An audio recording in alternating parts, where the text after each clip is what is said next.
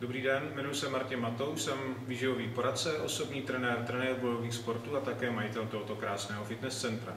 Dneska vás seznámím s elektronickým kurzem hubnutí, který vám také nabízím.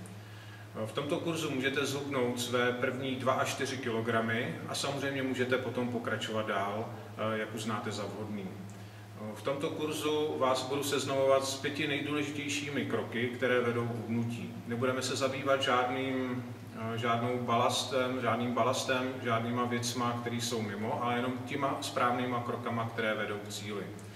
Nejdřív vás naučím, jak se máte změřit, aby jsme mohli porovnat, co je před a po. Potom projdeme nastavení makroživin, četnosti jídel v jednotlivém dni, potom správnou strukturu jídelníčku, naučím vás taky jednotlivé cviky, které máte cvičit k tomu, abyste aktivovali svalovou hmotu a hubnuli pouze tuk. Mými kurzy prošlo víc než 350 žen a všechny úspěšně zhubly. Záleží jenom na tom, jak k tomu přistoupíte, a informace jsou ověřené, pochází od lékařů a jsou prověřené i praxí.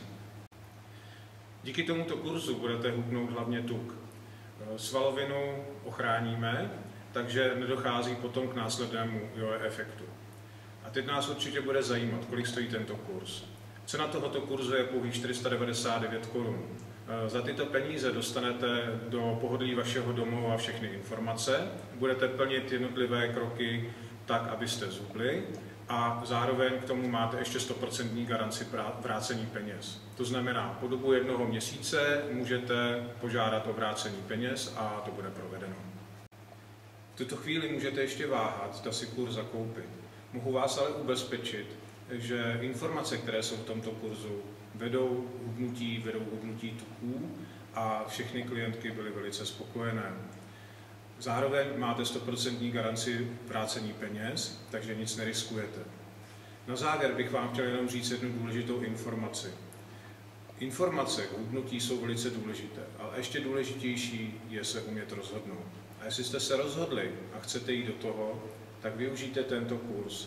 Stačí jenom vyplnit údaje vedle tohoto videa a dole zmáčknout tlačítko objednat. Těším se na vás v kurzu. Naschledanou.